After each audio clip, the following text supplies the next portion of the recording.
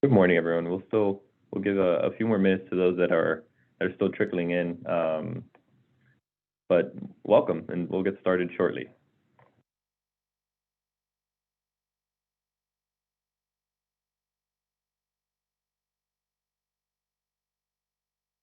Feel free to use the chat to to talk, introduce yourselves, whatever throughout my little intro, and we'll also be using the chat for questions as well. So just a few more minutes here.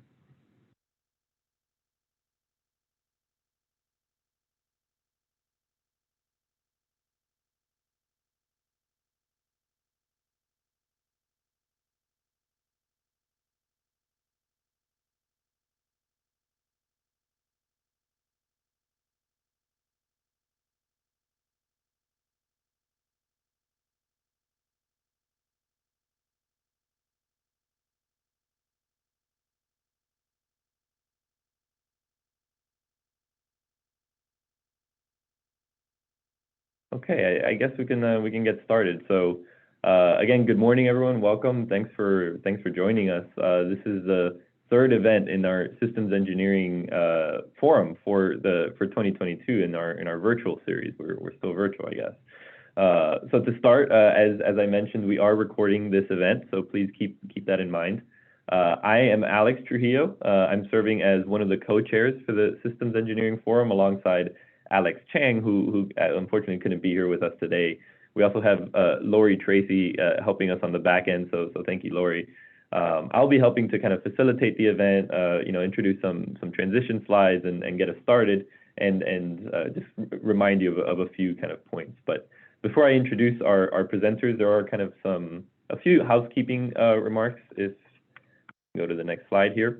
So first, kind of our overall description here. The Systems Engineering Forum is hosted by the Aerospace Corporation, by the Corporate Chief Engineer's Office, and our focus is on applying kind of innovative systems engineering principles, such as model-based systems engineering across the space enterprise, and showing how kind of that can contribute to mission success while also advancing the state of the discipline in systems engineering. And as you're probably well aware, we're kind of the discipline and the topics that we cover are applicable across a wide range of audiences. So welcome to those from all of those audiences. Once again, the meeting is being recorded.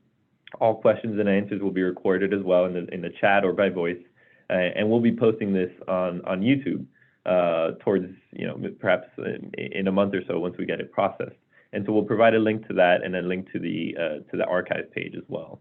The presenters today ask you to please use the chat box to ask questions, and they'll address them as they're able to. And if not during the presentation, then at the end. Each presentation will have 5 or 10 minutes to address questions at the end. So if you're asking a more complex question, so please use the chat box, and you'll be given an opportunity towards the end to perhaps verbalize it. But please keep your devices and your cameras muted in the meantime. If you're experiencing issues with Zoom, you can go back to the SEF website, which has some troubleshooting tips, and we'll post that in the chat in a few minutes here. But with that, I believe we can get started. So today's theme is digital engineering in practice, where we're bringing presentations to you that showcase practical instances where digital engineering facilitates innovation, and also a bit about where it might introduce some barriers. Our presenters today are Dr. Sue Mobasser on What Did I Do Wrong?, an episode in Agile Anti-Patterns, and Myron Hecht and Jaron Chen, who will be talking about verification and validation of SysML models. So with that, I think we can transition to our first presenter, is, as I mentioned, Dr. Sue Mobasser. Sue is an associate director in the Software Systems and Acquisition Department at the Aerospace Corporation. Her research interest areas are in agile and lean software development, expediting systems engineering, software process improvement, software process quality assurance, and software metrics and measurement. She is a certified Scrum Master, a certified Scrum Product Owner, a SAFe Agilist and DevOps practitioner, as well as a government practitioner and SAFe Product Owner. She received her PhD in computer science from the University of Southern California in 2010. And together with Dr. Barry Boehm, Dr. Joanne Lane, and Dr. Rich Turner, she published a book entitled The Incremental Commitment Spiral Model, Principles and Practices of Successful Systems and Software. With that, I'll ask Sue to, I guess, begin sharing your slides, and we can get your presentation rolling. Sounds good. Thank you. Thank you, Alex. So, well, good morning, everyone. I hope you can hear me okay. Yep, we can. Sounds good. So, so today we are going to talk about, the topic about Agile experiences that we have seen in several programs or in several projects around here that we see that, well, maybe it is not that quite right. So, at the Aerospace Corporation, we have a community of interest called, Agile COI, basically Agile Community of Interest. And then we gather all the, the practitioners on the Agile topics, and then, we share experience on, what kind of Agile anti-patterns or anti-patterns that you have seen in several aspects or in the programs. So, today's presentation is the result of that panel discussion.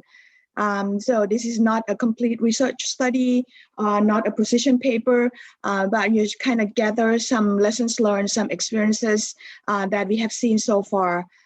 So I would like to thank my team and the reviewers on these papers on this presentation. So let's, without further ado, here's the agenda for today. So, let's talk about what is pattern, what is the anti-patterns, and then I'll walk through the what kind of patterns that we have seen in Agile programs or programs that they said they are following Agile programs, right? So, what are the common anti-patterns on the new Agile projects, common patterns on product backlog management or requirements management, so on and so forth. And then while we go through this, if you have any question, please feel free to ask questions. Feel free to put that in the chat, and then I will address that accordingly.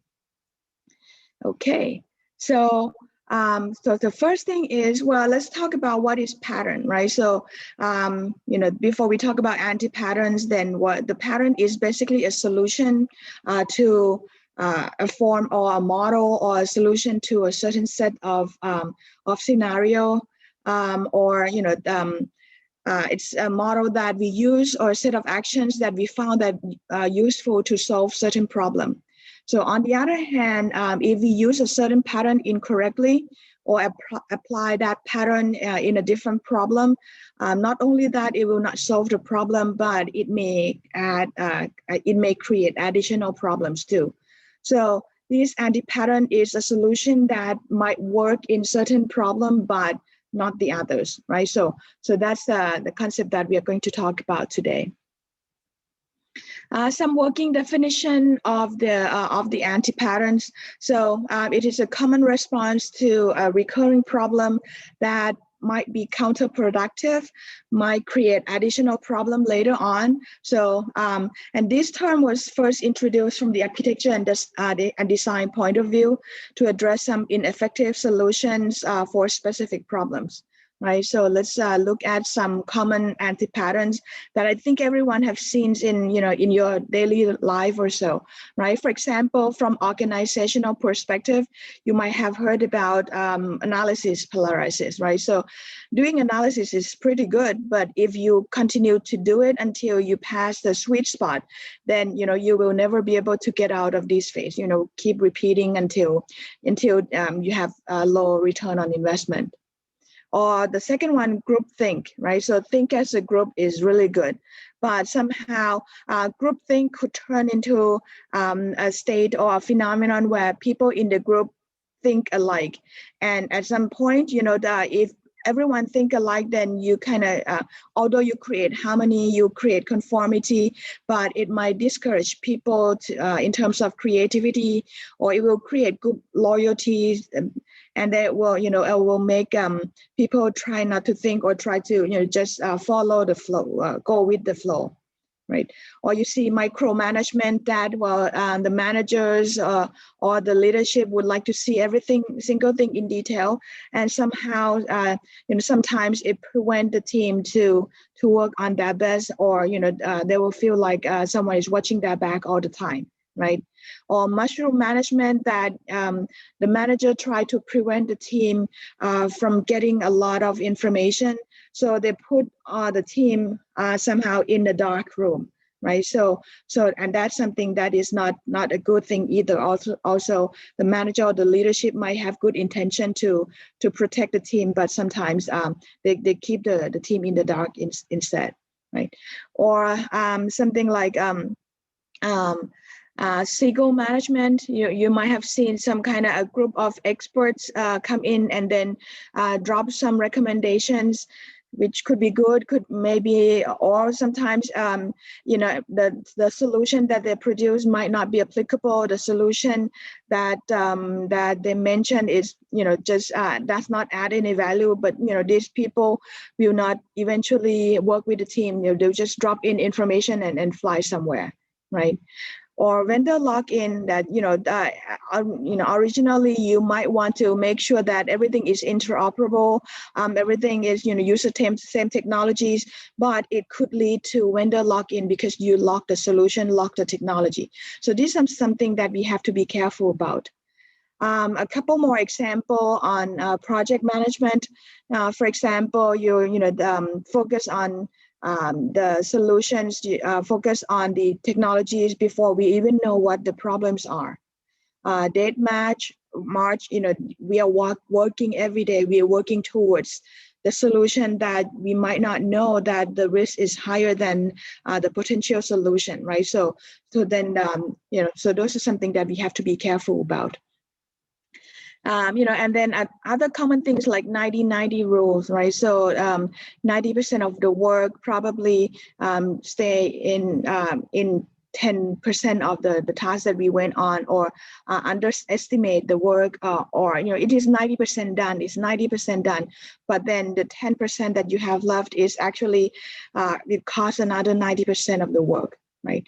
Over engineer, kind of similar to analysis paralysis. Scope creep, adding in new information, although this is have to balance between allowing new information in or adapt to the new information, or expanding to the new scope that you might not be able to control the change. Brooks law, meaning that will add new resources to a project that is already late. It will even make it later, right? So that's something that we found that a lot in software engineering, right? So these are some example of the anti-patterns that it might be good in one solution, but it creates problem in additional solution. One thing that you see in this, the common anti-patterns that we have seen here is that, well, sometimes it looks like bad practices, or it looks like you're not doing good engineering, but it could also mean that, well, we thought that it would work. Right, so those are some kind of thing. So today we are going to talk about, well, this the phenomena or the activities or the approach that we thought that it would work, but we found that, well, these are not working. So we're going to discuss that. So as I mentioned, the anti-patterns that we have observed in Agile projects, I'm going to go through this in different categories. For example, on new Agile projects, on requirements management, architecture design, testing, or the team itself, or the project management.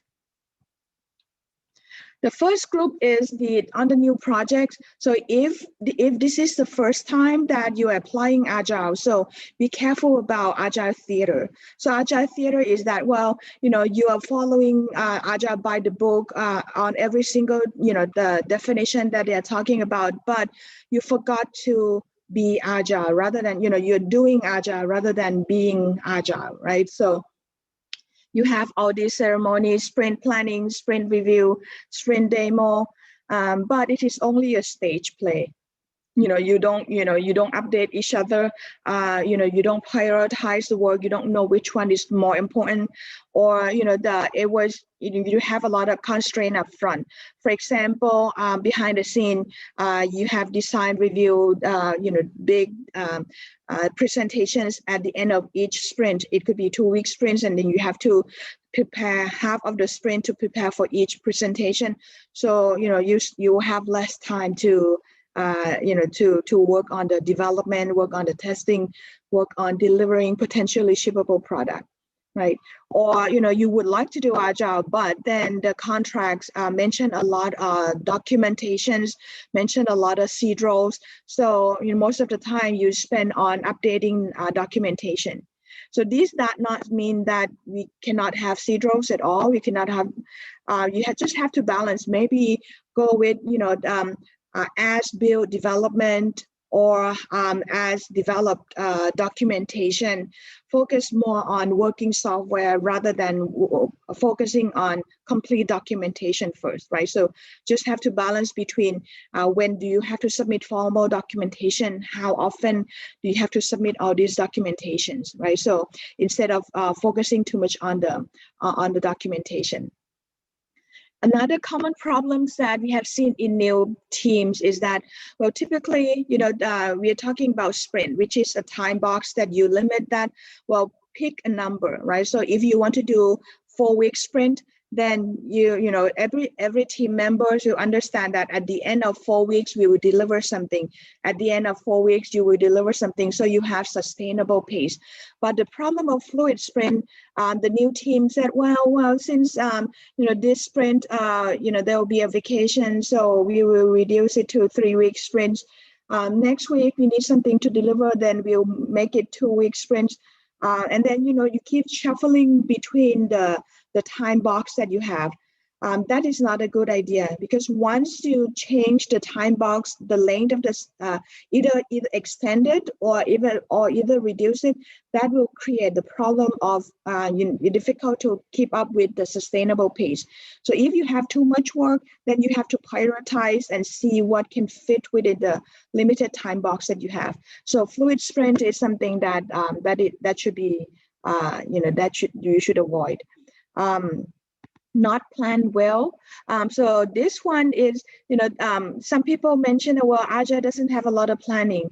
Well, that is the totally opposite to the reality. So Agile actually have so many level of planning. So you have daily stand-up meeting that you plan what are you going to work on today, right? So you have planning at each sprint, for example, 2-week sprint. So you plan every 2 weeks. Now, if you have build or increment or release, then you plan at the quarter time frame or 3-month time frames or 6-month time frame.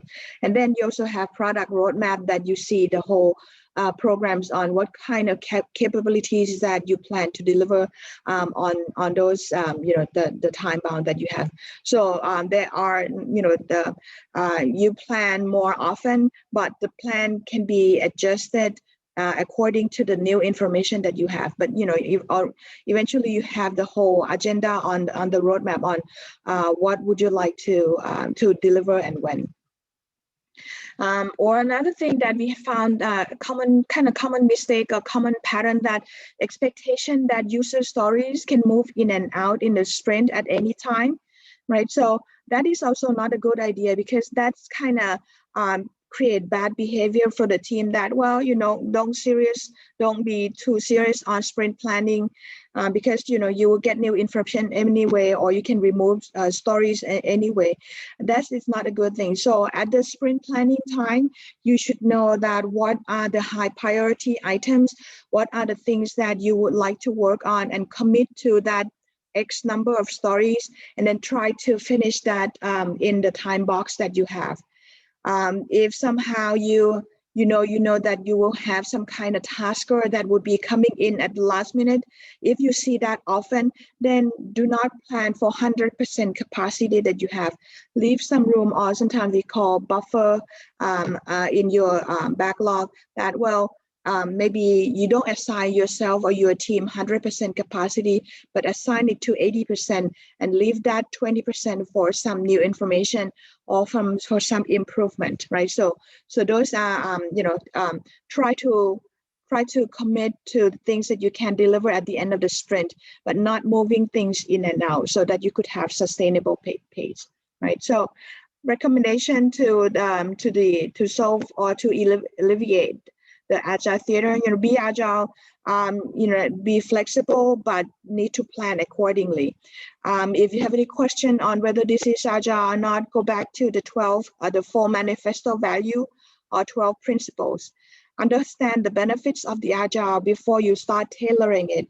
The first time that the new team follow Agile, so try to follow the recommended practice before you start tailoring it. Study Agile lessons learned from other programs so that you don't repeat the same mistake, right? So look for more solution rather than focusing on completing documentation. Look for a solution that you could repeat it. Look for solutions that that these are effective. The next thing that we hear a lot is, we see a lot is, you're following Scrum, but it is Scrum but. We're following Scrum, but we have the following constraint. We're following Scrum, but we don't follow, certain thing. For example, Agile, you at the beginning, you architect, you do design just enough for the team to understand what they work on. But we have some team that, you add some kind of PDR constraint into it that you need to have to complete detailed design upfront before you start implementation. So that's not a good idea, right? So make sure that you have just enough design.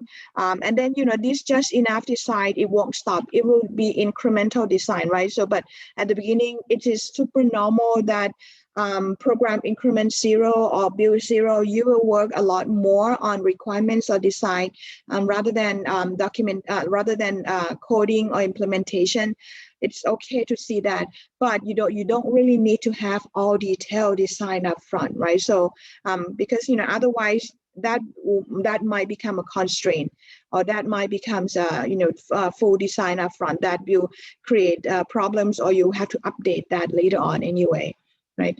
Or another things that we have seen a lot is, for example, if you have 2-week sprint, that you have about 10 days to work on this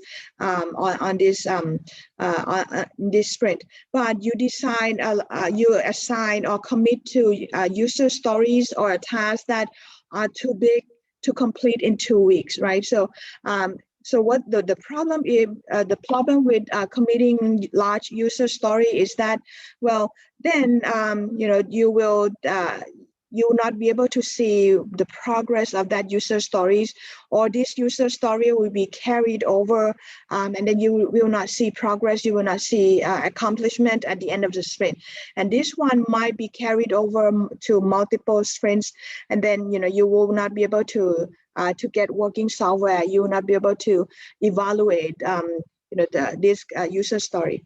The solution is break it down, the user stories until it fit in a sprint, right? Silo team, we see a lot of this in several programs.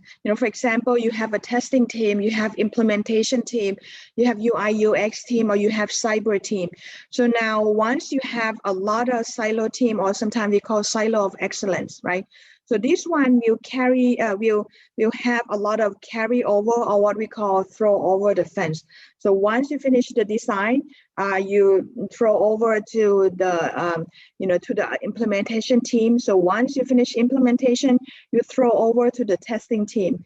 So now you don't have a good collaboration between this team. And then if there is a new information coming in, instead of fitting or finishing within one team, then you have to pass from one team to another. So a lot of handover, and then from lean concept, that is also not a good idea, because you have so many touches, you have so many waiting time, you have so many handover moment, right? So that will slow down the solution. Another thing that is also quite a lot of problem in several programs is part-time team member. So since you are you belong to team A, sometimes it even part-time on project one to another project. So the problem with this team is you cannot focus on the solution of this project. If program A and program B sometimes have the same sprint review, then which one that you have to pick, right? So there'll be competing priority, there'll be competing resources. If you have, if team A has a team meeting now, you can't be part of it because team B also needs you, then the team A might continue to talk about solution that you do not have those information, right? So these are something that Agile or Lean don't really favor the part-time team member because of the context switching, because of the competing priorities that you might have seen. So if possible, be in one team rather than join multiple teams, let alone multiple projects. That is not a good solution. Another thing that we have seen a lot is Agile on the fly, right? So, well, the leadership said, okay, we are going to change into Agile program. So, whatever, we'll start Agile tomorrow and then let's flow with it. So this is also not a good idea because, even for the team that follow Agile for a long time, different teams will have different cadence, different team will have different terminologies. So, before you start implementing Agile, the team members might want to learn all the terminologies you're using, the tempo that you're using, the processes, the tools. So, I would recommend that, get training first. At least the whole team should train should train in order to know the tempo, the terminologies, the practices before you start implementing it, right? So, or in some programs, you will you let the Tiger team learn about Agile and then know about the practices, the tools, and then you send these Tigers to different teams so that we can build a stronger Agile program, right? So those are something that that is make sure that new Agile projects should avoid. Some more on assuming that Agile planning is ad hoc and as you go. Well, I mentioned earlier that actually Agile has a lot more planning than you think. It can be flexible, but it is not chaotic, right? So you already know that you plan every day, you plan at every sprint, and you plan at every release. So there is a tempo that you have to follow. But since we plan often, then we take in new information, so you can shuffle the card that, well, I thought that this is going to be higher priority 2 months ago, but no, it's no longer the case, right? So you can update that. Or you have seen and we have seen some programs that, well, we plan to release something by the end of June, but we are not sure what are we going to release. So that is not a good thing either, right? So, since we have what we call product roadmap, so this product roadmap, if you want to, you can identify that, well, you want to do quarterly release, and then you can decide, well, what kind of capabilities that you want to release in quarter 1, in quarter 2, or, in quarter X, right? So at least you have some idea on what is the goal, what are the goals or what are the objectives that you want to deliver. And once you know the goals, then you build infrastructure, you build the foundations, and then you build all this code and tests according to the goals that you're setting, right? So those sometimes you call MVP or MMP, or minimum operational capabilities, something that you could release by the set as a goal that by the end of quarter 2 you want to release the following MVP, or something that is operationally something that is runnable, workable in the operational environments, or sometimes we call ops-like or near ops environment, right? So or sometimes like we call staging environment, something that you can release and then the users can test, can get feedback from target groups, right? So those are some recommendation on planning on releases. Another one that is very important is not building in quality, right? So sometimes the quality come in as what we call illities, like performance requirements, level of service, all this extensibility, modifiability, all these securities, right? So that you cannot finish extensibility in one sprint, let alone one release, right? So so these things have to be factored in, baked in upfront. There are several ways that so new teams have to understand that for all these performance requirements, you will have to factor those in every features, in every user stories. So start with the end in mind. So there are several ways you can do it. For example, every user stories or every feature, you'll have some exit criteria that we call acceptance criteria, or process exit criteria that we call definition of done. So you can put these quality attributes or quality requirements as part of the acceptance criteria. For example, before we can say that this story is done, to make sure that it is extensible, make sure that it has all these security checklists, right? So those are some the way we can factor in or bake in quality in every features or in every user stories that we have. Right, or embed testers as part of the development team, so they know what are we developing, what are we going to test, what are we going to provide quality assurance on. Some more on product management, product backlog, or we call requirements backlog, list of things that we have to do. Some common problems, common anti-patterns that we have seen is, for example, inefficient use of time or effort for the team, right? For example, for sprints, you might know that we have sprint review, sprint planning at the beginning of the sprint, sprint review at the end of the sprint. But the other thing that people kind of forgot is the backlog management, or what we call backlog grooming or backlog refinement. So this one, you have lists of requirements that you want to do. You have to make sure that this backlog or this list of information is fresh all the time, right? So make sure that the high priority items are at the top of the backlog list. So, when you want to do sprint planning, you know what are the high priority items that you want to work on in the next sprint. So, for each sprint, make sure that you spend at least 1 hour or 2 hours for the team to revisit the list of requirements that you have, and then make sure that, well, if the backlog items are too old or no longer applicable, then get rid of that. If you don't have to review and estimate everything upfront or too early. For example, if there are user stories that that, well, we are not going to do it, or we are not going to implement it in a year, then you don't really have to estimate that task upfront, right? Because maybe you have new information, maybe this will be OBE later on.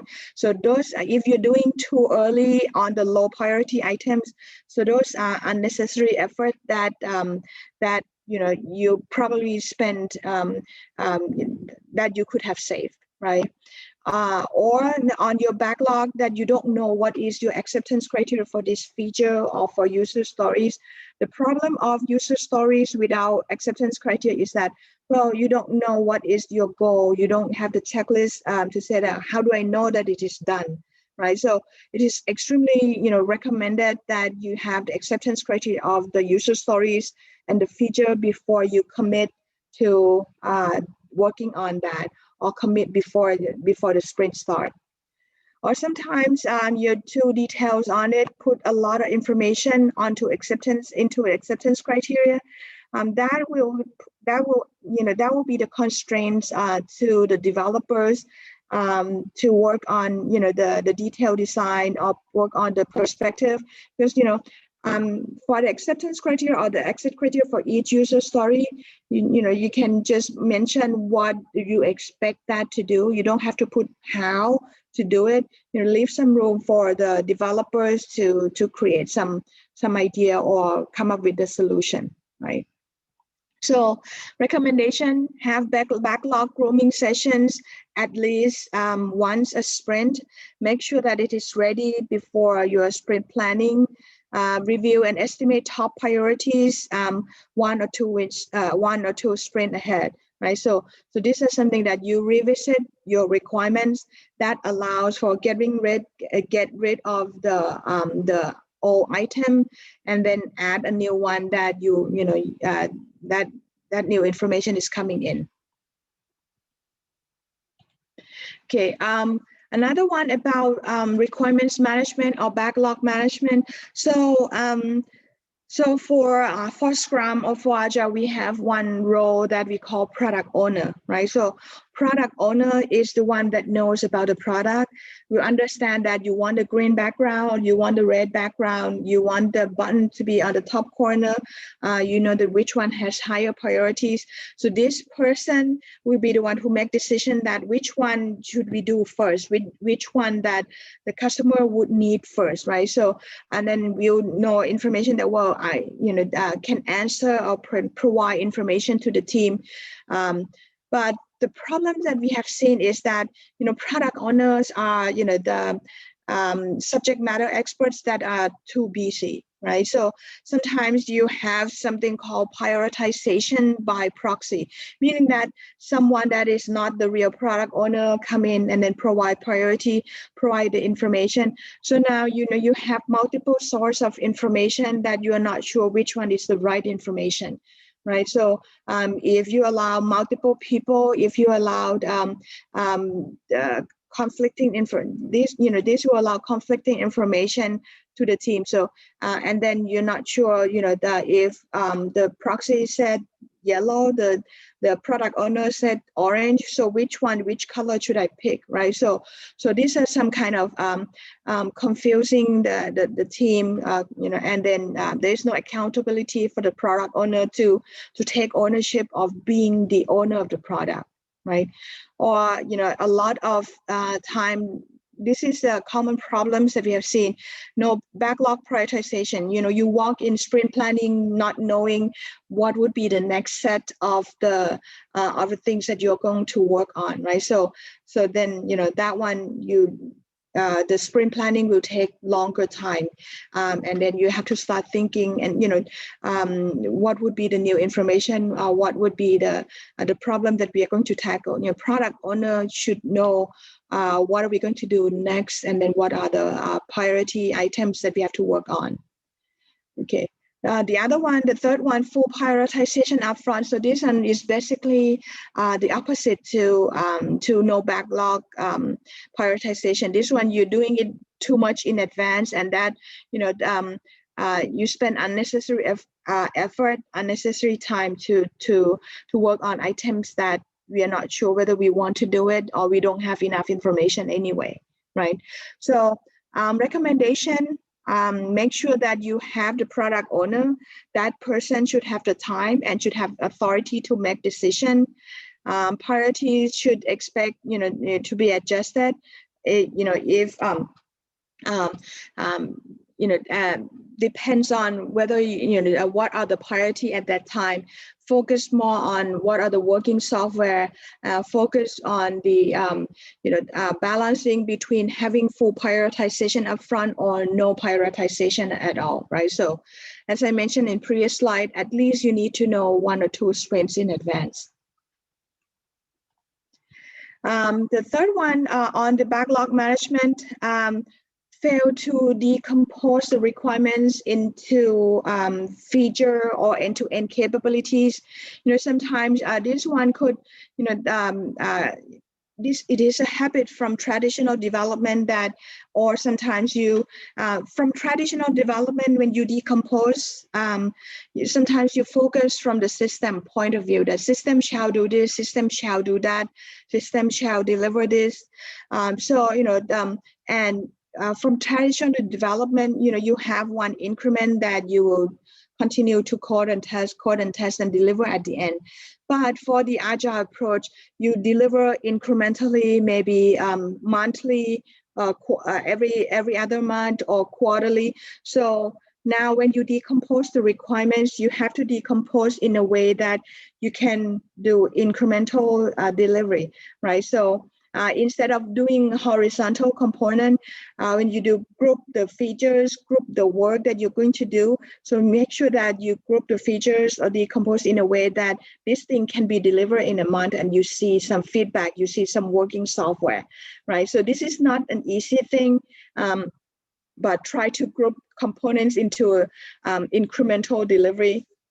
that it could be operational rather than delivering part of the solution, monthly, that eventually you have part of this jigsaw, another part that these are not working or these are not operational. Right? Composition of backlog items that, you don't have parents, you don't have good parents decomposition. Sometimes, you have one user story that come out of nowhere that cannot trace to any parent features or any theme or any epic, right? So make sure that you decompose from top-down decomposition, so that when you deliver in features, you deliver in capabilities, you know that which user stories that this belong to. Another problems that we have seen is, you plan to work on non-functional later on at the end. For example, maybe, extensibility or scalability that, I would say, well, we will think about scale up later on. Well, if you design and if you architect a certain way, it might be difficult to scale up. It might be difficult to modify. So, you need to make sure that you have that non-functional requirements upfront. Design in a way that it could be scalable, design it in a way that it could be modifiable, or all these non-functional requirements that that we have to accomplish, right? So, back in from the get-go, back in from the day one, start from the requirements, decomposition, from the high, let's say minimum viable product, or sometimes we call mission thread, and then break it down into capabilities, into features, into user stories, right? So that will which user stories will go into or will fit into which capabilities. And then filter group this by epic, that we are going to deliver these features at the end of these working features at the end of the sprints or at the end of this of the release.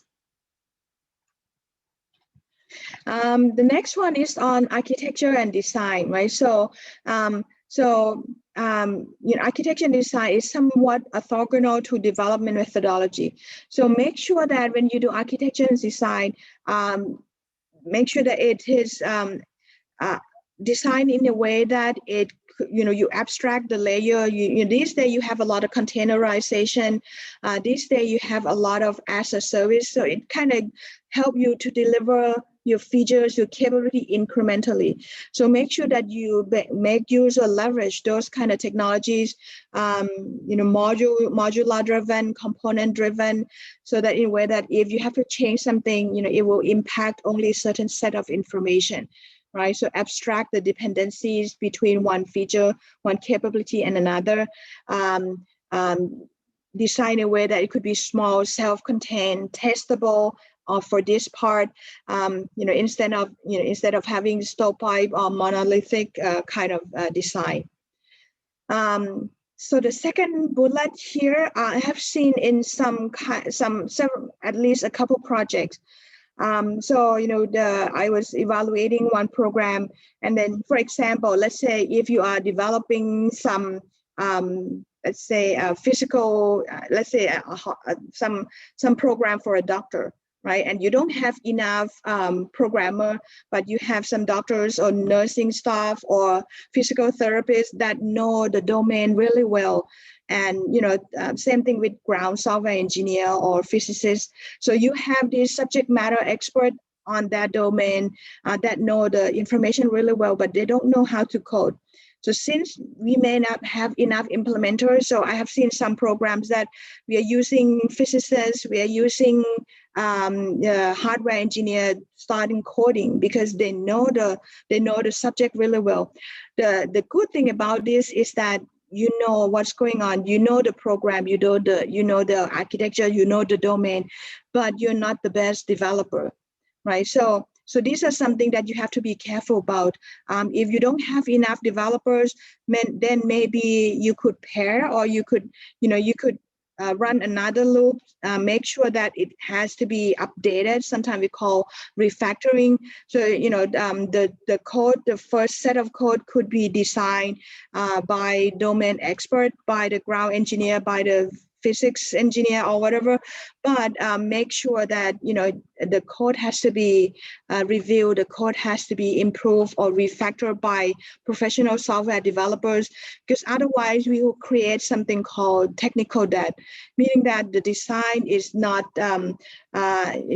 optimized, the design is not software oriented. So if you are trying to have the expert be the coder, so make sure you pair that with the professional software engineer, do the review the coding, or at least train them to have a good information or good coding principle, following good coding principle, testing principle upfront, right? So that's something that you have to be careful and trade off about.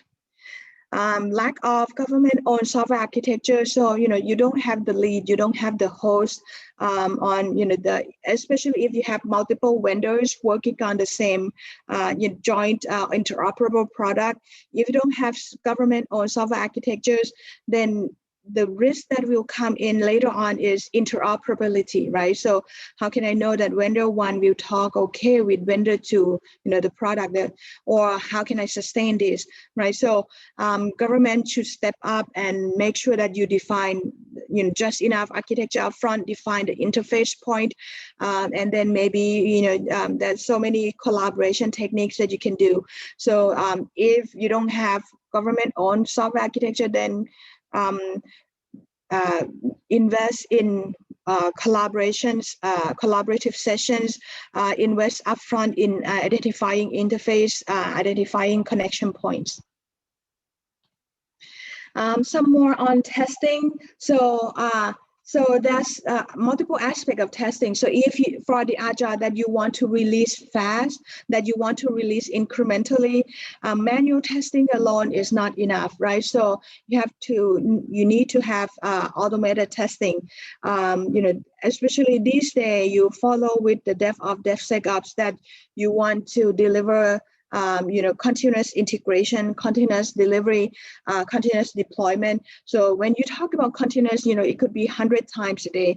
It could be nightly build once a day. So in order to do this incrementally, continuously, then you need to have, the automated testing, so that this manual testing won't be the bottleneck to your last step to deployment, right? So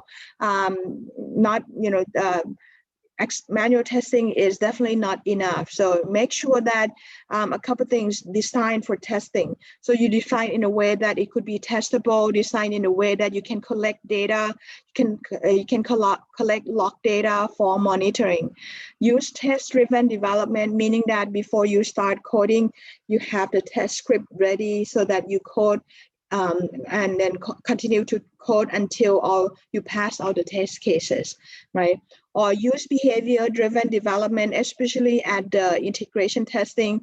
Identify all the scenarios that, for example, withdraw money from ATM machine. Once you withdraw the money, it should show the following. It should deduct, or it should give you the balance. What would happen, when you perform certain task, right? Although if you have a combination of manual and automated testing, since requirements could change, since requirements could be updated, development could be updated, then you have to make sure that your automated test scripts are updated too, right? So continue to enhance automated testing, make sure that it reflects the new information that you have, new coding that you have, continue to enhance that throughout the life cycle, right? So that is balancing between manual testing and automated testing. Another one is, some people that focus on automated testing only. So that is also not everything either, right? So automated testing alone is also not enough, because there are several things that you can test by manual testing, observing, getting feedback. So you just have to balance between how many % of automated testing and the manual testing, right?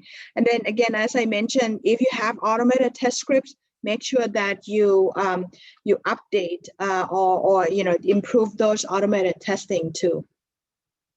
And then the third one about testing is it goes back to this silo of excellence, right? So make sure that you embed tester in each feature team or in each implementation team, rather than throw away or throw the implementation to the testing teams. If you do that, then at the end of the sprint, you will not have fully tested product. If you don't have fully tested product, then you cannot have potentially shippable product, or you cannot have working software. Or if there is a new requirements coming in to fix certain requirements, then you have to wait at least 2 sprints to sprint 1 coder fix it, then sprint 2 tester test it. So instead of finishing it in one stop, you need 2 stops there, right? So not integrating tester in the development team is not a good idea. Okay, so I saw a question here.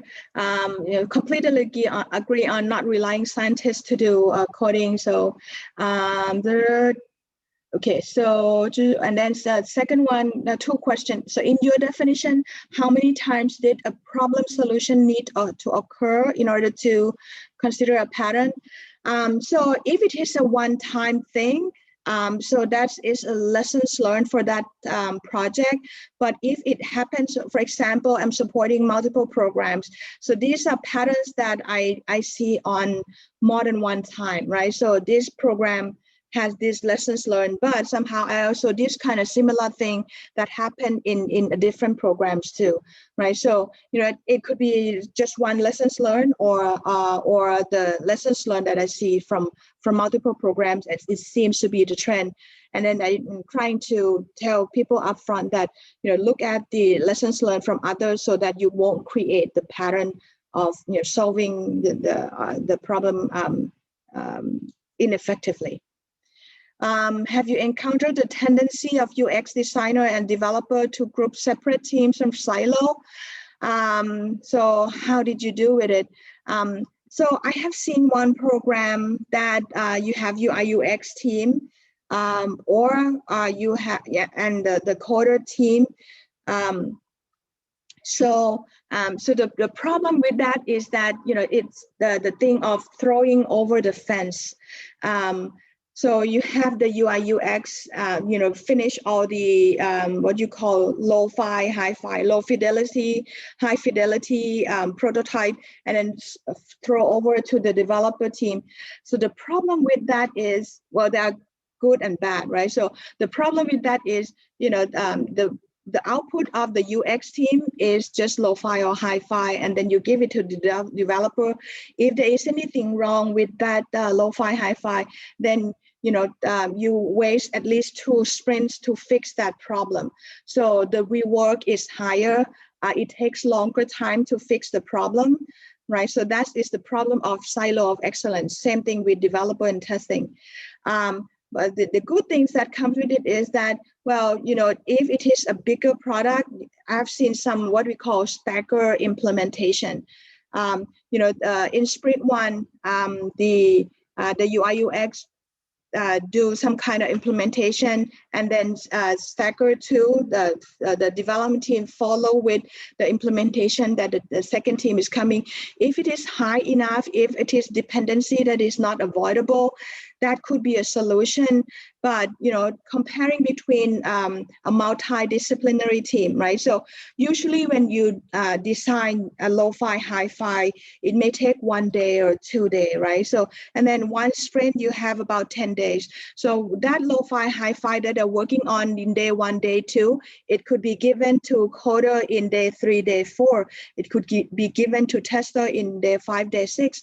And now you see that, well, the flow of starting from UI UX to tester, it could be finished in 6 days rather than a month or 2 months, right? So that's a solution, and that's a trade-off that you just have to prevent on, right? So some recommendations, I know I mentioned that you shouldn't have the part-time team members, but if you have limited UI UX person, you have limited cyber person, sometimes you could be part of two team, or half time in one team, half time in another team, but I would avoid different programs.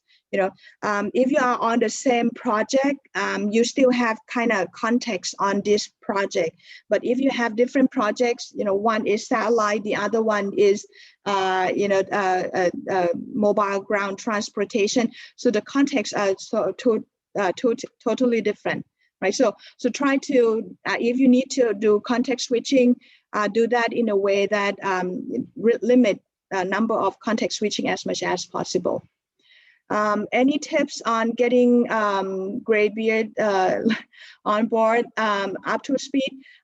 Start on, the easiest thing to work on Agile is start on sustainable project, because the infrastructures are quite settled or quite mature, and then you just work on DR burn down. So that's the easiest and the best way to start applying the Agile.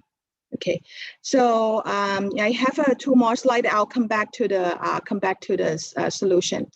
On the software development team, I mentioned that product backlog grooming, it should be done by the team, not only one particular person. And then I mentioned about don't fill your team with 100% team capacity, so that you have room to help others, you have room to take in new information. Or otherwise, if you fill in, for example, you have 40 hours to work on this sprint, and you fill in with 40 hours, then you don't have time to help others. You don't have time to improve your work, right? So you see the MBC kind of attitude. Pushing the team to do extra work, although you already fully played it, right? So that is also not a good thing. Technical debt, it could be a talk by itself, but make sure that you revisit anything that you should improve on. When you have schedule pressure to push the work at every week or at every 2 weeks, sometimes you rush to deliver the product, and you don't have time to improve the quality. So, we have something called buffer sprint, meaning the last sprint of the release to go and refactor the code, improving the code quality. Some more on project management. Some programs still need IMS. You could still use IMS, but try to set the IMS at the high level enough to influence or tell the team that what you need to work on and next, right? So common Agile programs, we use more of the product roadmap, less detail compared to IMS, and allow you to adjust according to new priorities. Team organization failure. I think we talked about silo of excellence quite often. So make sure that you try to group the team into the features or capabilities that you want to deliver. In that way, less rework, less effort, and then less time to complete a certain task. Okay, last slide. If the tasks are too big, then try to decompose that into things that would fit in a sprint, or even multiple users in a sprint. If you have a task or user stories that are too large, when you do daily stand-up meeting, whatever you hear from your team is, I work on this task, and then this person will keep repeating for 7 days, for 10 days, because the tasks are too big, and you don't see the progress. So decompose it into smaller tasks so that you can see accomplishment, you can see the progress. Another one that is extremely important is, Agile has something called sprint retrospective, that you look back and see, well, what can you do better? What can you improve on? The team may do a retrospective, but if there is no action item coming out of the retrospective, then there is no point, right? It will turn into a blaming session.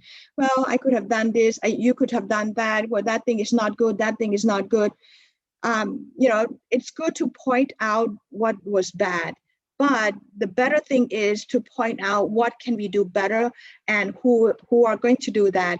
Once you have a solution, once you know what are the problem, create the action item and assign that to people and then follow up so that we know that, well, we care about the problems, we care about solving the problem, and we see that we are solving the problem there.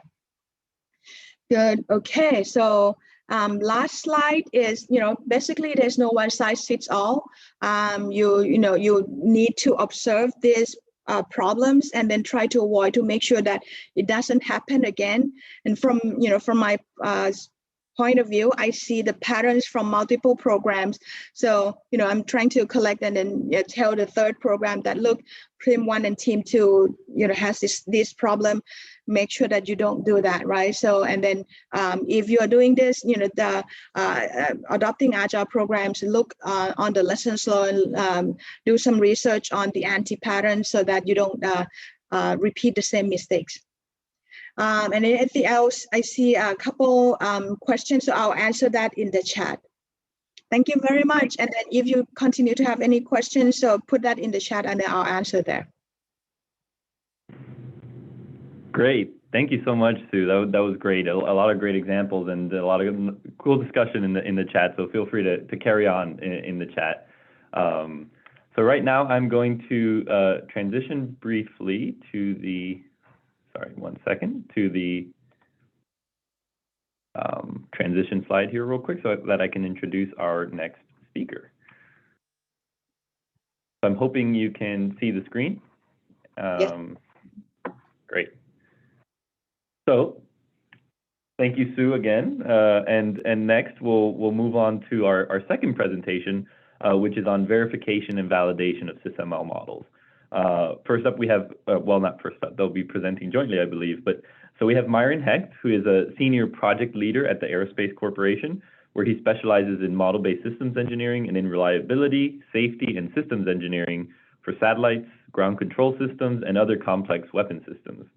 He has been supporting programs in MBSE and SysML since 2017, and also teaches the subject at the Aerospace University, at UCLA, and at the Air Force Nuclear Weapons Center.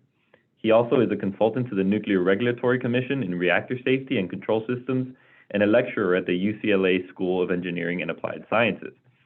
He has authored more than 100 refereed publications in MBSE, reliability, safety, and products liability. Myron holds a BS in chemistry, an MS in nuclear engineering, an MBA, and a JD degree, all from UCLA. And Jaron Chen is a senior member of the technical staff at the Aerospace Corporation, who works in the areas of model-based systems engineering, machine learning, software tools development, discrete event simulation, and integration of modeling techniques in support of space and ground systems. He holds an MS in computer science from Carnegie Mellon University and a BS from the University of California, Irvine. So with that, we'll welcome our presenters and we can get started. Myron, do you still want me to share the screen or do you want to give it a try? Good morning. First of all, a sound check. How is my voice coming through? Coming in great. Okay, good. I am going to try to share my screen. Okay. And let's see if I succeed. Let's see, I think we want this one.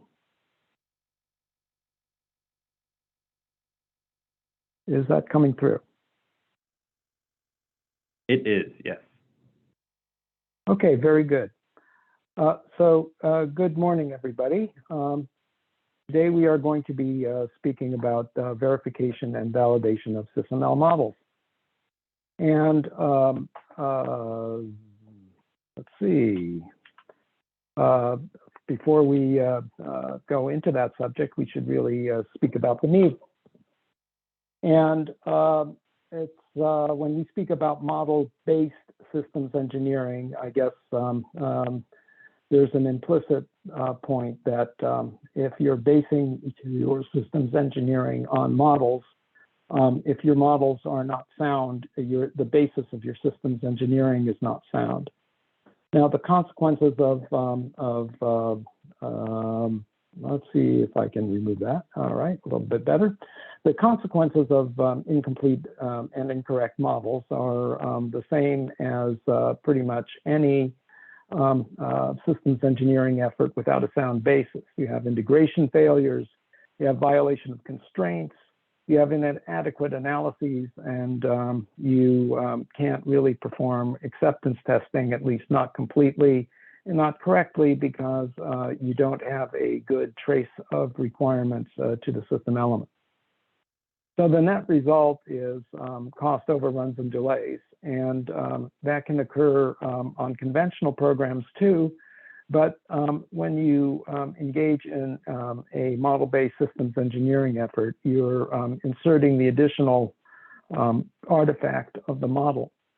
And at this point, we've been socialized to believe that the models are superior to a document-based systems engineering approach. And therefore, there's kind of a danger of an emperor having no clothes syndrome emerging into the program when people who don't completely understand the model don't really have the confidence or the standing to question it. So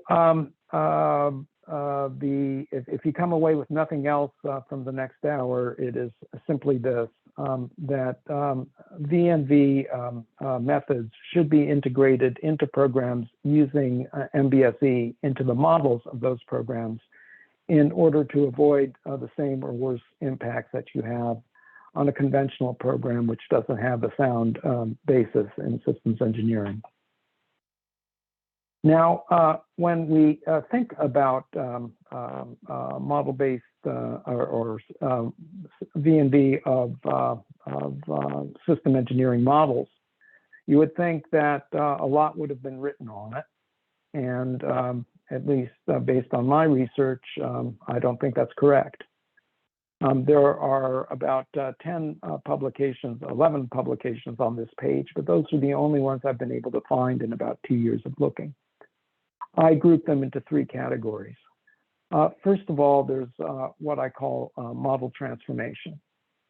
And that approach is basically to take SysML, transform it into some other formalism, such as Petri nets, and then analyze the models using those Petri nets and all of the tools that you have with them. And then you can evaluate certain properties, liveness, reachability, etc. Now, that's elegant, it's comprehensive, it's wonderful. The only problem is that it works only on very small models. And in fact, the models that were published consisted of 8 to 10 blocks and were relatively simple problems, such as a diabetic accessing her refrigerator. And the point of that is that large systems where you have MBSE used, the models consist of hundreds of thousands of elements, not 5 or 6. So the approach is not scalable and really can't be used in any realistic sized model. The second approach is what I call guided quality assessments, and I give the name evaluation methods. And there's some work from Sandia, there's some work from that's been done at Aerospace by Julie Font, and one other paper in an industrial setting where they basically advocated the use of guided questions, evaluation methods, so questionnaires. And that is not a bad approach, but the problem is that it's not complete or exhaustive. And it's also subject to the judgment of the people who are conducting the evaluation as to whether it's complete. A third approach is what I call style guides or modeling guides. And these are basically sets of rules that describe how to use the SysML language. Now, these are objective, they can be comprehensive, they're scalable, but the only problem is that they don't deal with model content. So just as you can have an essay in English or in any natural language, which obeys all of the grammatical rules, is well formatted, legible, and otherwise presentable, it might be nonsensical. And these modeling and style guide rules might say that two blocks need to be connected through ports which are typed and which have flow properties that are typed. But that doesn't prevent you from taking gasoline and flowing it into a tank which is supposed to contain potable water. The problem is that models are all about content. They're all about function. And these style guides deal only with the peripheral issues of SysML language usage rather than the content of the models themselves.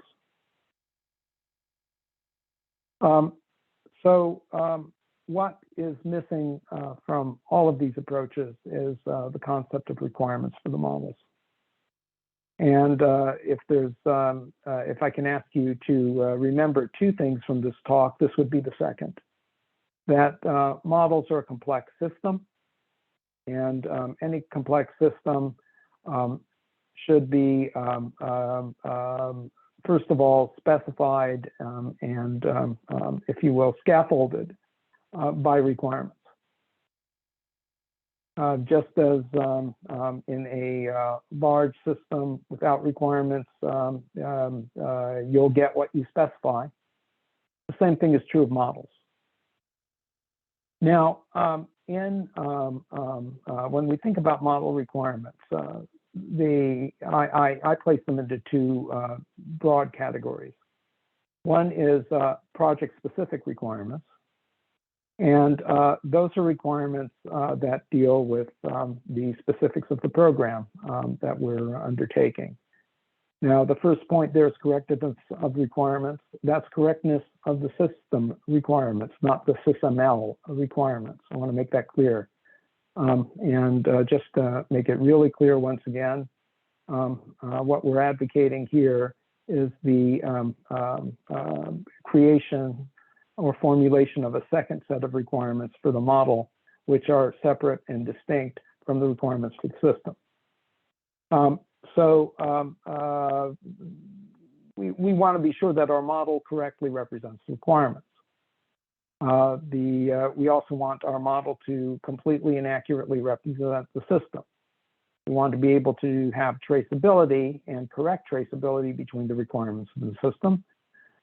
We want to have artifacts that are produced by the model that are useful. And when the model exports data, we want that information to be correct. Now, there are also cross-program or generic requirements that a model should have. Basically, these are more in line with with my natural language essay that I was speaking about earlier. We want the model to be organized, and we want it to be easy to find things and retrieve information. Now, I'm as guilty of that as anybody else. My model looks perfectly reasonable to me, just like my file system looks perfectly reasonable to me, even though somebody else might have a great difficulty extracting a document from it. So in addition to having what appears to be a sensible model organization, we also want the model to be navigable.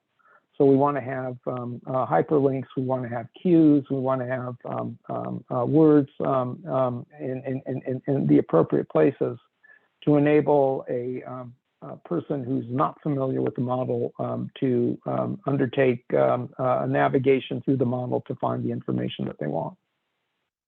We want external and internal documentation to a model. fairly self-evident. You don't need to say more about that. We want descriptive names. We want complete diagrams. And of course, we also want SysML to be used correctly.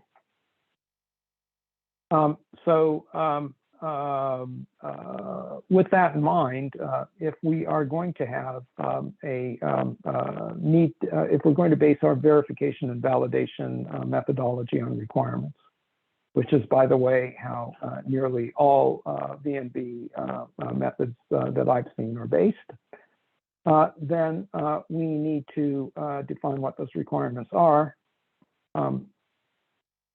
Very few projects that I've been involved with start from a clean sheet of requirements. All of them are taking requirements from some legacy program or some similar program and adopting them. And we don't really have the basis to do that yet.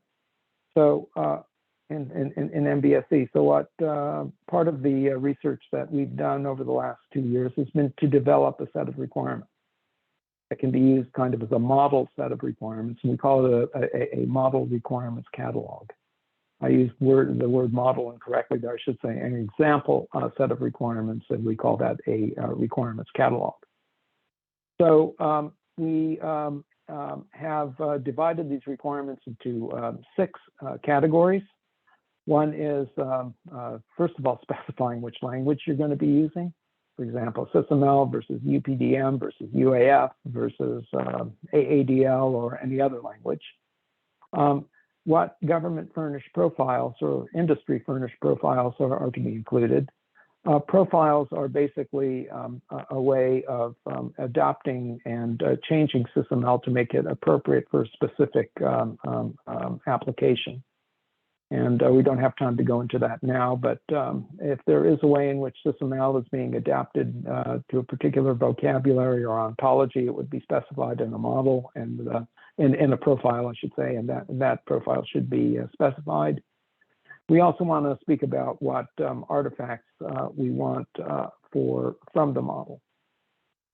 Just for example, MBSE enthusiasts have advocated that we get rid of view graphs during or PowerPoint presentations during design reviews, and that it should all be done from the model. Well, whether we show the model or whether we show PowerPoint charts that are generated from the model, the point is that we want the model to be able to meet the exit criteria of the design review. So we need to specify those requirements as part of our as part of the model being developed if we intend to use the model for design reviews. Similarly, if we intend to use the model for testing and verification, we would want the model to be able to trace from requirements to test cases. We want to have the model specifying those test cases and ideally generating the test procedures that would be used for testing. And if a model is supposed to be used for sustainment, if it's a reverse engineering effort, we would want that model to completely represent all of the interfaces, all of the constraints, the rationale for the selection of devices in case we do a service life extension. All of that information we would want to be included in the model. So after we go through the general types of requirements, then we get into the requirements, which basically model the 4 pillars of SysML. And so we start with requirements diagrams, and we have a number of requirements to specify how SysML requirements diagrams should be created. Then we have requirements for structural model elements. I gave an example of one earlier, that when we have an internal block diagram, that's a kind of SysML diagram, that the blocks be connected through defined ports. We don't just put a line between them. There are many others, and those are listed in this section. Then we have requirements related to how system functionality, which is called behavior, is represented in SysML. There are 3 types of diagrams for representing SysML behavior: activity diagrams, sequence diagrams, and state machine diagrams. And there are rules about how those should be used in order to enable interoperability and in order to avoid confusion. Then we have a section on data within the model, how that data, just basically how those data should be represented and sourced and verified. And then finally, we have requirements related to non-functional system attributes. If we expect the model to be able to handle such non-functional attributes as performance, reliability and availability, safety and cybersecurity, and we should, then we need to have requirements for the models to be able to accommodate that. I should mention in passing that nearly all of the non-functional attribute experts will say that addressing non-functional attributes should be done from the beginning of the program. And of course, what happens in practice is that it's not. And so things that we might be doing to improve safety or reliability or cybersecurity, our choices are much more limited, much more expensive, and often less than we would have expected because they are added on once the design is fully fleshed out, and any changes in the design involve so much intellectual work and unwinding of design decisions that people just say, we'll take the risk. It's not worth doing it right. Of course, the way to avoid doing that is to have these decisions made at the appropriate points in the design. And the best way to do that is to be able to see what's going on, and model-based systems engineering, which is really all about interrelationships, both system interrelationships and interrelationships among development personnel, is the best way to do that.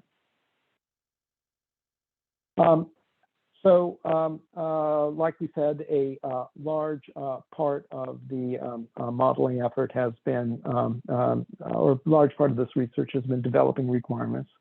And we actually developed a model for requirements for a model. So we call that SIMRAM, or the SysML model requirements model.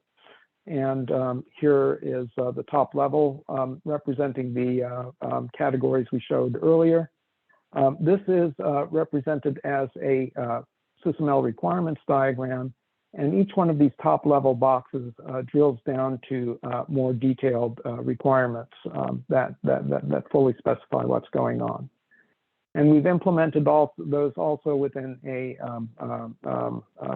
Microsoft Word document, which contains an export of the catalog. Now, each one of these requirements has a number of attributes here. Here's what they are. There's some standard ones: the name, the ID, the text, and then the rationale. That's very important. Why do we need that particular requirement? What additional data needs to be specified by the program? What the verification criteria are, and whether the verification can be done automatically or manually.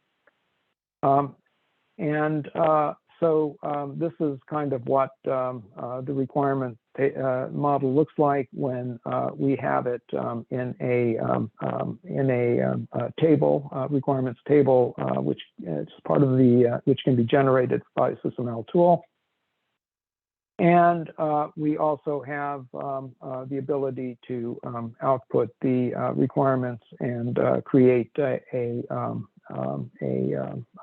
catalog of the requirements, which is what we've done here. Now, the next point that we wanted to deal is we have several hundred requirements, about 250 at this point. And the question is, how can we possibly verify and validate all of them? Well, the answer is that many of them, more than half, can be verified using automated methods. And Jaron Chen is about to, I'm going to ask him to take over and demonstrate those automated verification methods. I just wanted to say before handing over the presentation to him, I just wanted to point out that we do have a number of requirements that really necessitate people to evaluate them. We call those manual verification and validation methods.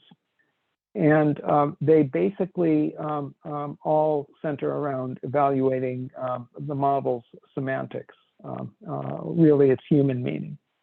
Ultimately, SysML models are intended for people, and software cannot, or an automated method through software cannot undertake that evaluation.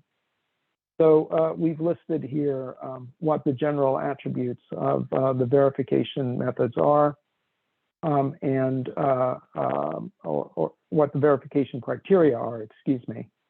And the methods are typically inspection, sometimes demonstration, to assess whether the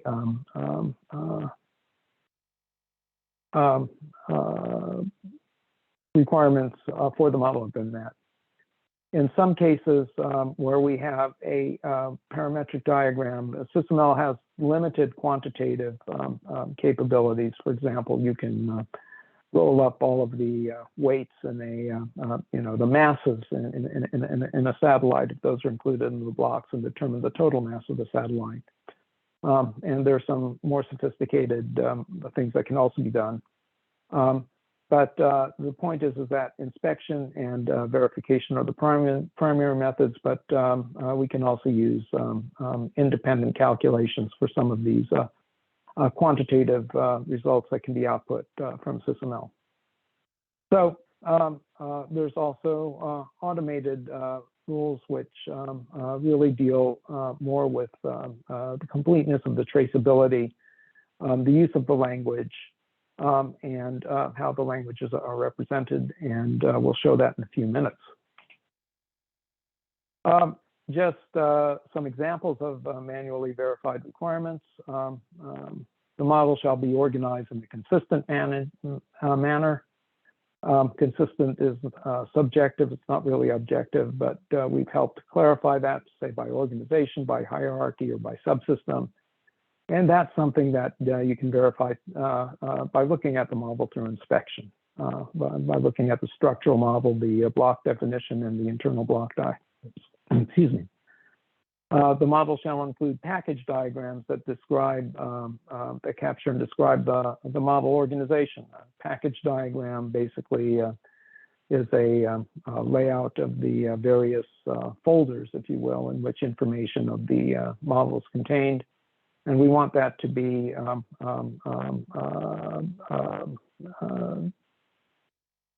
descriptive and useful, just as when one enters a filing cabinet room, one expects to be able to locate the information based on the labels on the file drawers and what's inside each of the file drawers, the folders therein. So there are additional details that we want to specify as to how package diagrams should be organized. Maybe there's a numbering system, but that would be part of the program-specific requirements. Third requirement concerns navigability, and that is the model shall contain diagrams that have links to enable navigation to various views. I was dealing yesterday with a colleague. We were dealing with a very simple model that had only a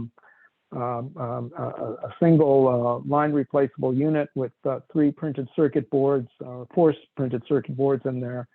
And we wanted to find some of the logistics and support attributes associated with those circuit boards, and I couldn't find them. So once he showed me where they were. It was quite obvious that they should have been there, but I couldn't find them. So we want to be able to have the links to enable that to happen. And by the way, there were only 2 of us on that program, on that model.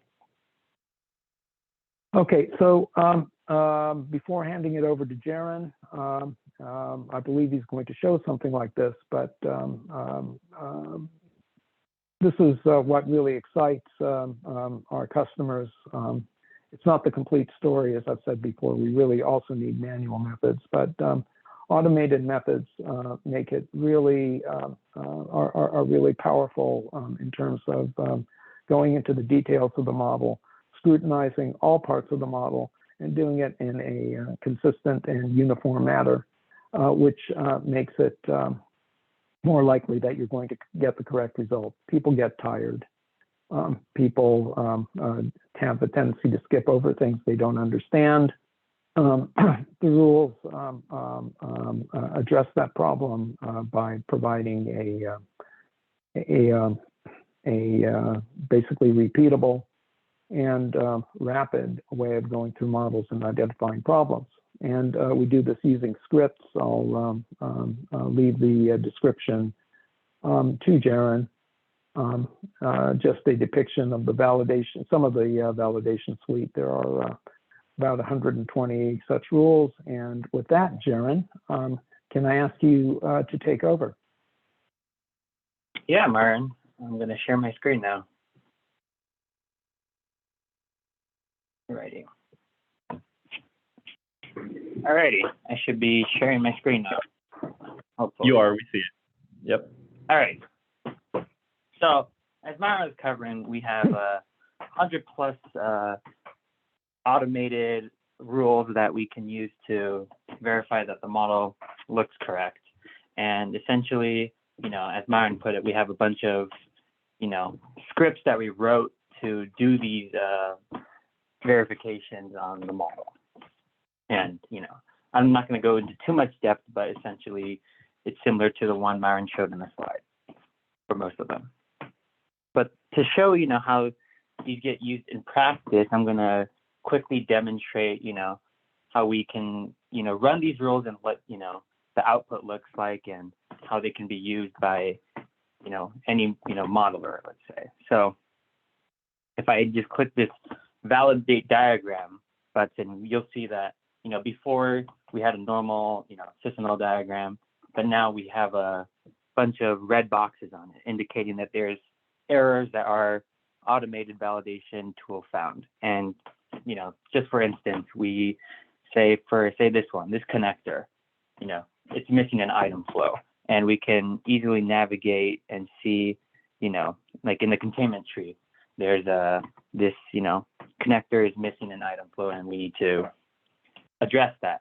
And we can do that for all sorts of various elements. Right now we're in an internal block diagram, but you could imagine that this would work for any other diagram, whether that be a BDD or a parametric diagram or use case diagram. So once again, I'm going to show this same capability, but let's say on another diagram, a parametric diagram. Similarly, you can see that there's a bunch of red boxes appearing, and we can see that there's these similar errors popping up, like say some of these value properties don't have any value types, and that needs to be addressed in some way. And as I stated before, you can see that after we do these types of validation runs, we'll see that those elements are also highlighted in the containment tree, telling us, hey, this model element is defective in some way. We're missing some sort of information, and that'll let us be able to say, we're missing something here. We need to add something.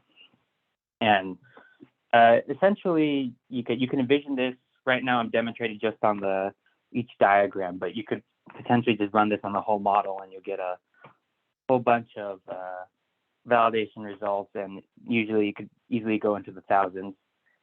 So I'm just showing a brief demonstration because sometimes it might take a little time to run all these automated rules.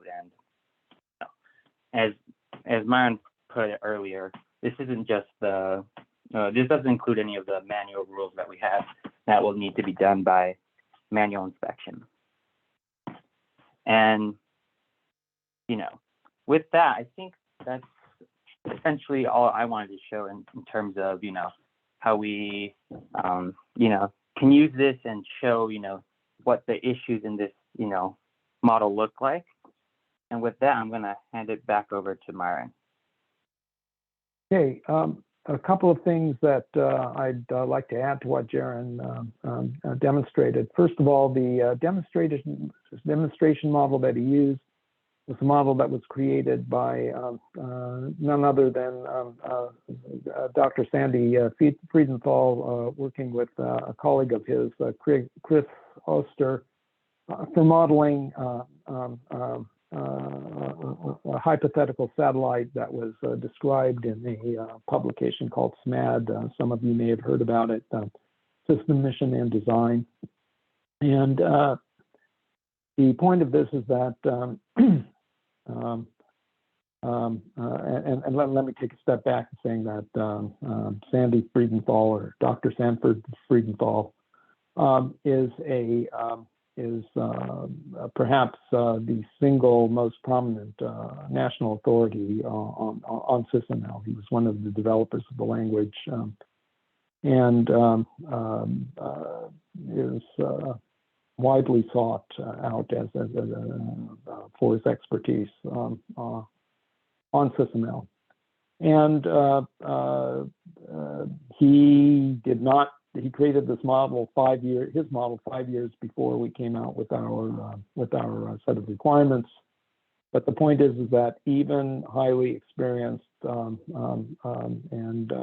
among the best experts on SysML can have these errors and omissions, and you really don't want them in a production grade model for a BOD application.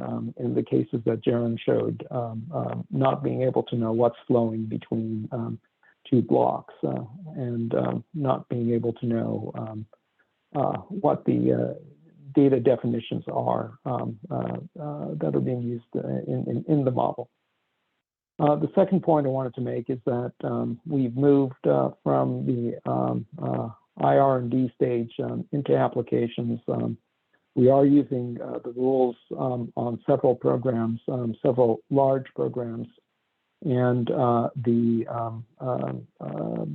program sponsors have been very enthusiastic about their use, because at least it gives them some basis for assessing the quality of the models. But even beyond there, we found that at least one contractor team has enthusiastically embraced them for their own use. And this is valuable. There are efforts to use automated rules in other locations. For example, the space SSC is the System Engineering Division is now formulating a guide that will contain a subset of these rules for potential use, for potential incorporation into contracts. Now, this is far from a complete solution, because, as I've said before, you can have a model totally conformant with these rules, which does not meet the customer requirements at all. But it's a start. When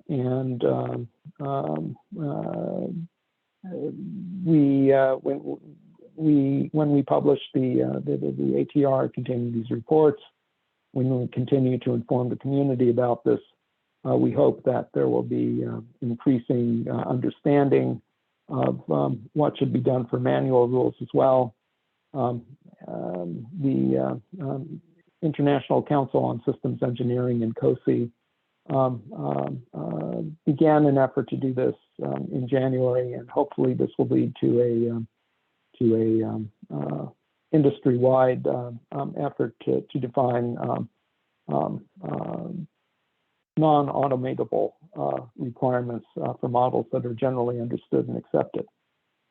I want to say that as smart and as experienced as we think we are, there are different points of view that should go into such a document in order for it to be widely adopted. Myron, if I might interrupt, you're no longer sharing a screen, so if you want to pull up the slides again or right. share the slides. I will pull it up for just the last slide here. And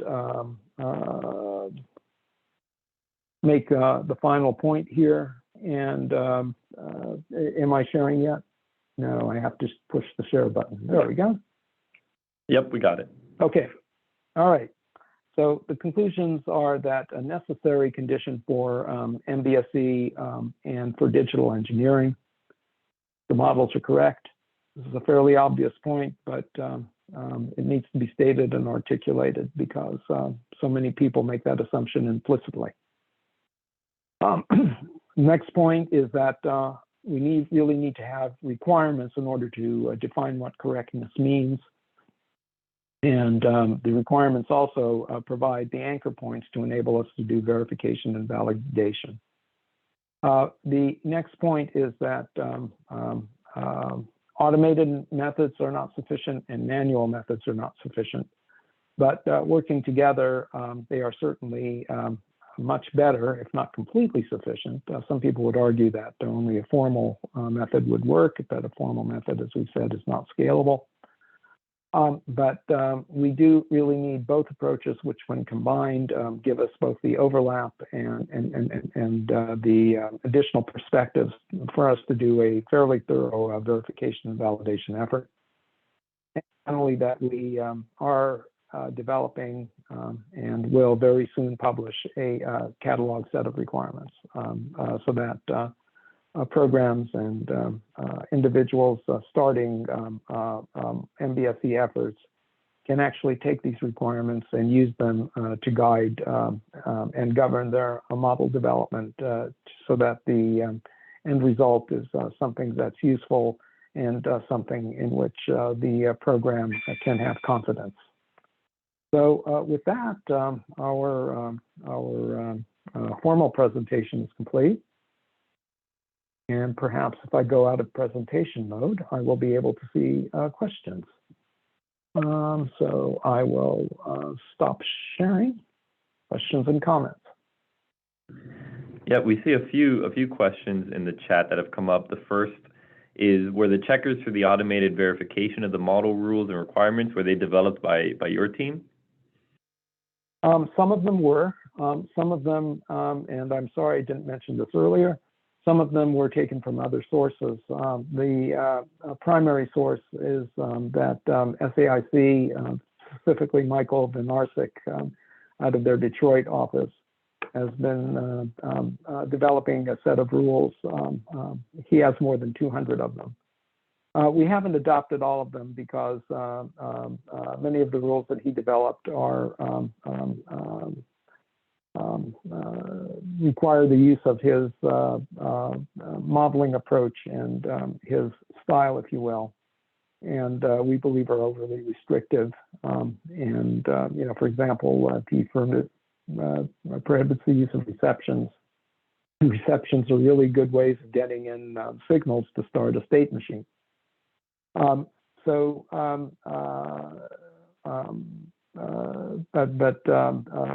many of them are rules that we've developed ourselves. Some of them are rules that we've adopted from other sources where they were articulated manually. For example, Rob Pettit, in nearly 20 years ago, developed a rules for UML, which were applicable to the SysML behavioral diagrams we used here. So it's a mixture. And by the way, those sources are cited within our rules catalog.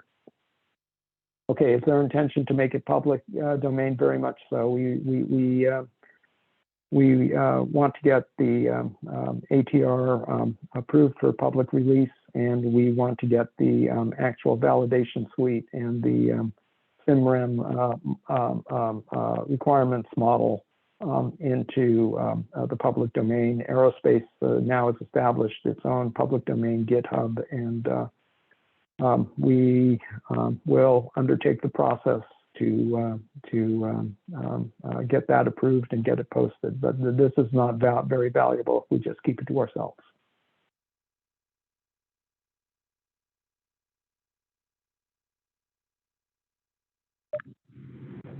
There are a few more trickling in. So what approach are you considering for V&V in conventional terms to ensure the models actually meet the text requirements that they are traced to, is one of the questions. Yeah, well, this basically is a process similar for verifying and validating a functional requirement in a software system. You have criteria that you establish, and an assessment is made of whether the model meets those criteria. And clearly, the more specific those criteria are, the less ambiguity there is in making that assessment. But if the example that I always go back to is that if you are going to use a model to conduct a PDR or SRR or some kind of similar milestone review, there are clear exit criteria that are specified in what used to be MIL Standard 1521, which is now a appendix to ISO IEEE 15288 for design review criteria. And one can select those and say, do we show traceability? Do we show a number of other exit criteria that you would want from those reviews? Some cases, it may be more ambiguous and more subjective, and that has to do more with how the requirement is stated. For example, we have a requirement about having a logical representation and a physical representation and even a functional representation of the system. So we call them functional, logical, and physical models. And what distinguishes a functional model from a logical model is, unless it's clearly defined in the model development plan, may not be so clear to the analyst. Additional information does need to be specified.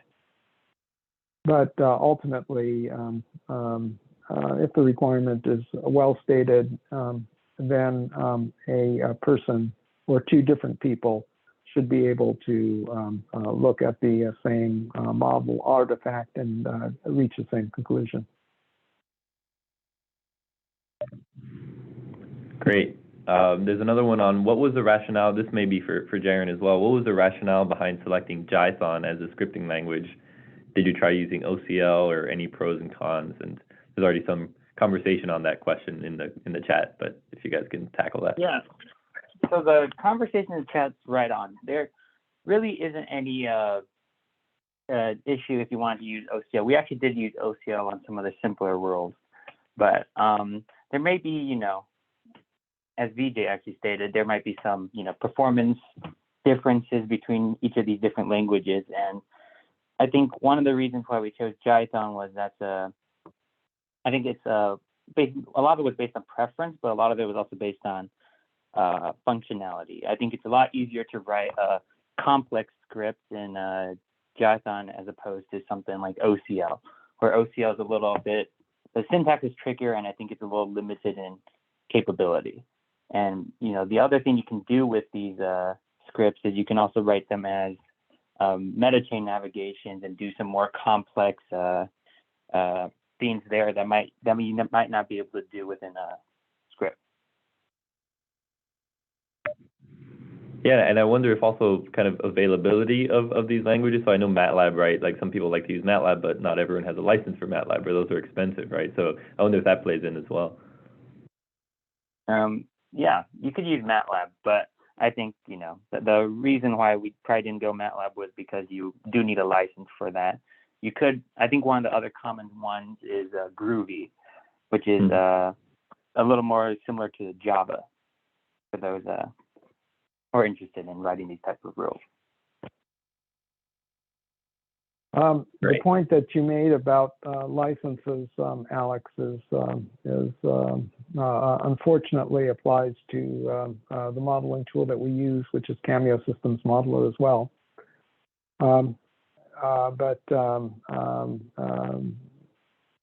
That software also has the most powerful capabilities to support automated verification. So to a certain extent, you get what you pay for. One hopes that in future generations of SysML, where we have a uniform meta model and we have a textual representation for SysML, that one could create V&V tools that were actually independent of any modeling tool. And maybe that time will come. And maybe the prototypes that or the work that we've done here and the work that other groups are doing will serve as a prototype for those requirements. So at the present time, SysML is a game for well-funded organizations and programs, and there is no Octave, open source MATLAB equivalent for it yet. Well, actually, there is one, but it's highly limited. Papyrus in the Eclipse Foundation has created a SysML tool, which has some functionality, but not enough to do what we're doing here. Okay, great. I don't see any other questions trickling in. Feel free to ask in the chat. I had one, maybe if this could maybe serve as the last question if no others come in. But so how is kind of the manual kind of validation of those more, I guess, subjective things or things that can't be automated? How is that recorded in the model? Is there kind of like a true or false thing that you check, or is it just more a more visual thing? I don't know if that makes any sense. Yeah, it makes a lot of sense. I see two questions in that, and the first question is, what does one look at in the model in order to do a manual assessment? And the other question is, how is it recorded? With respect to the first question, if you expect to see, if you're assessing the correctness of information, let's just say the correctness of a requirements trace, then you can generate a table which has the requirement and the model element to which it's traced. So if you have a requirement saying, for example, that the satellite specific impulse shall be whatever it is, 5 newtons per whatever time unit you're talking about, and the requirement is traced to a coffee pot or to a solar cell, then you know that requirement trace is incorrect, but that requires a person to do that. So tables, diagrams, when we talk about navigability, are the links correct, and are there links pointing to where you need to go, would be how one would assess those. With respect to how they're recorded, we haven't addressed that. Whether a model requirement is made could be recorded in the model. It could also be recorded in an artifact external to the model. Both approaches could work depending on the program characteristics. If program management, for example, doesn't use the models but wants to know how the verification validation effort is going, then the artifact should be external, should be on an Excel spreadsheet. Yep, makes sense. Thanks so much.